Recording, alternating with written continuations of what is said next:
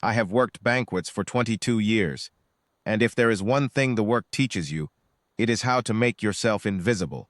You move through a room full of crystal and candlelight, and you become part of the furniture. A pair of hands, a white shirt, a tray arriving and departing without fuss. Most guests never learn your name. The good ones say thank you. The rest look past you the way they look past the curtains, and you learn not to mind it, because jinting takes energy you need for your feet. Vera was better at it than any of us. She had been at the Alderton estate longer than I had been in the business. 31 years, she told me once. With the same flat calm, she told me everything.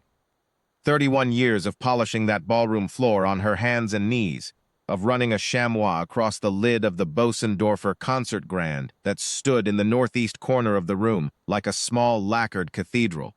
6 years I had worked beside her at galas like that one, and not once had I seen her pause at the piano for longer than it took to wipe the fallboard and move on. She was 68 that autumn, gray-haired, compact, unhurried. She wore her uniform the way a stone wears moss, naturally, without thinking about it. She had a way of clearing a table that left no evidence she had been there, and a way of listening to the wealthy guests that was not quite listening and not quite ignoring. Something in between, a careful blankness, that I always thought must cost her something. Though she never showed the bill, the Halford Gala was a thing the estate hosted twice a year, a private dinner dance for whatever circle Mr. Halford needed to impress that season. He was a man who wore his money the way some men wear cologne, thoroughly, in advance of him. 50s, broad in the shoulders, a voice used to being heard first. He was not cruel, exactly.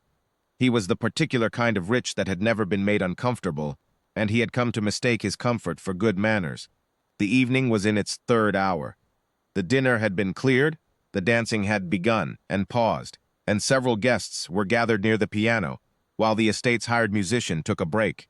I was moving through that end of the room with a tray of champagne, when I noticed Vera near the instrument. She was collecting glasses from the side table, as she had been doing all night, and for just a moment her free hand rested on the closed fallboard of the Bosendorfer.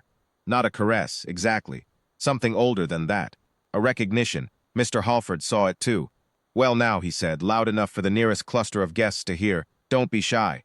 He gestured toward the piano bench with his glass. "Go on then.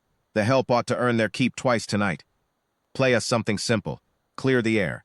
The guests laughed. Not nastily, they barely thought about it. It was the kind of laugh that fills the space a joke is supposed to fill, reflexive, over before it begins. Two of the women glanced at Vera and then back at their drinks. I looked at Vera. Her expression did not change. She set the last glass on my tray without looking at it. With the same precision, she did everything, and then she turned toward the piano. My first thought was that she was going to lift the fallboard, give the keys a polite four-barsk something, and walk away with her dignity intact. I had seen other staff do as much. You play a chord, you smile, you resume your post. Vera sat down on the bench. She did not adjust it. She folded her hands in her lap for one moment, the way a person does before a long journey, and she looked at the keys. Then she placed her hands. The first notes of the Chopin ballade fell into the room like stones into still water, not tentative, not polite, full, dark, searching. The opening melody of the G minor ballade unfolding at a pace that had patience in it, the kind of patience that has earned itself over years. I did not know the piece by name then. I know it now, because I have listened to recordings of it, many times since that night, trying to hear what I heard in that ballroom. And I have never quite found it, because inlaid by someone who did not merely know the music, she was inside it. The laughter stopped on the third bar. I watched it happen. I watched the two women put down their drinks. I watched a man in a dark suit turn from his conversation mid-sentence, his mouth still open and not close it. I watched Mr. Halford's glass lower slowly, until his arm hung at his side, forgotten. Vera played with her eyes open but focused on nothing in the room.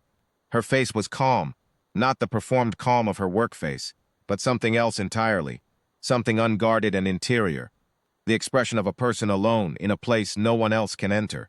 Her hands moved across the keyboard with a fluency that was not flashy and was not small. It was simply correct, in the way that very few things in a life are simply correct. The right weight, the right breath between phrases, the right amount of grief in the lyric theme, and the right amount of fire in what followed. The ballade does not stay gentle for long. It builds, and then it builds further.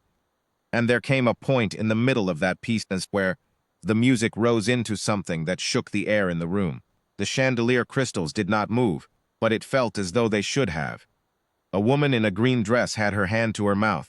An elderly gentleman near the window had turned fully toward the piano and gone completely still, his champagne coupe tilted at an angle that would have, in any other moment, spilled. No one moved to right it. I had stopped walking. My tray was in my hands, and I had forgotten it was there. I was watching Vera's face, because that was where the music was most visible. 31 years of making herself invisible, and now the room could not look at anything else.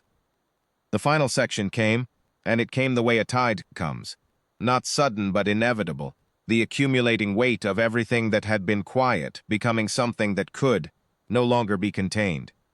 Her left hand moved through the bass figures with absolute authority. Her right hand found the high melody and pressed it without sentimentality, but with full sorrow, which is a different thing and a harder one. When the last chords arrived, she played them without hurry, as if she had all the time in the world now, as if she had been saving it. The final chord landed. She held it. She let it go. For a moment there was nothing in that room but the sound fading out of the wood of the piano, leaving behind a silence so complete that I could hear the candles. I have been to hundreds of events in that ballroom. I have never heard it that quiet. Mr. Halford was the first to move. He set his glass on the nearest surface, very carefully, as a man does when he does not trust his hands, and he started to clap. Not the reflex applause of a satisfied audience. The clap of a man who is trying to do something with his hands because he does not know what to do with his face. The room rose. I do not use that phrase lightly. I mean that people stood up where they were standing, because most of them were already standing. This was a standing party, and the ones who had been seated stood, and the applause that filled that ballroom was not polite, and it was not reflexive. It was the sound of a room that has been given something it did not know it needed. Vera sat at the piano for one more moment after the last echo had gone. Then she rose, smoothed the front of her uniform, and gave a small nod, the same nod she gave when a guest thanked her for a fresh glass of water. She picked up her tray from where she had set it on the side table, and she began to move through the room again. I caught up to her near the service door. I don't know what I meant to say, something foolish probably. She looked at me briefly, and I saw that her eyes were very calm and that she was not going to explain anything. "My mother taught me," she said, as if that settled it. Then she pushed through the door, and the ballroom disappeared behind her. She retired the following spring.